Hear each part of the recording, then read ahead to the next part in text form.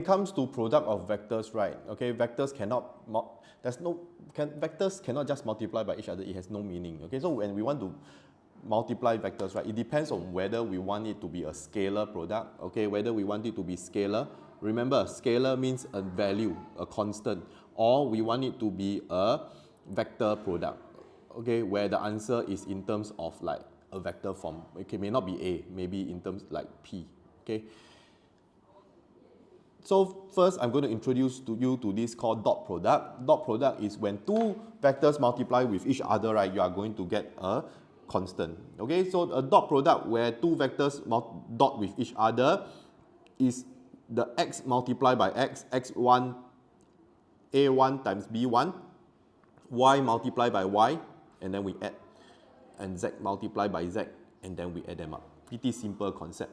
Okay, and because of that, here are the properties that we can use associated with dot product. A dot B is equals to B dot A. A dot B plus C, you can just open it up. Okay. A dot lambda B, lambda is a scalar like 2, 5, negative 10. You can just pull out the value, you can just pull out the constant to multiply. And this is a very important result where the magnitude of A square is equals to A dot A or vice versa. There you can see that. Okay, if I dot A dot A, A1 dot A, A1 times A1, A1 square, A2 times A2, A2 square, A3 times A3, A3 square. And the magnitude of A is actually square root of A1 square plus A2 square plus A3 square. That's why I say that A dot A, okay, is equals to the magnitude of A. Okay? Can? Yeah, so we will do some examples on how to dot so that you can commit it into your muscle memory. Okay, given that A, B, and C are this. So for first one, A dot B is just going to be 1, 1, negative 1 dot 1, 1, 1. Okay, x times x, 1. Y times y, 1. Z times z, negative 1. And that is your answer for A dot B.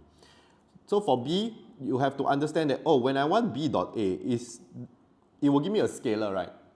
So the negative doesn't matter. So B dot A is actually the same as A dot B, and that will still be 1, 1, negative 1. Okay? Now, next, for C, I'm going to do it on the right side. A dot B plus C. So first, I'm going to add B plus C together because vectors can just add together. A, which I'm going to put it as 1, 1, negative 1 dot B plus C. So I'm going to put 1, 1, 1 plus negative 1, 1, negative 1. And that will be equals to 1, 1, negative 1 dot, just do a quick math, 0, 2, 0.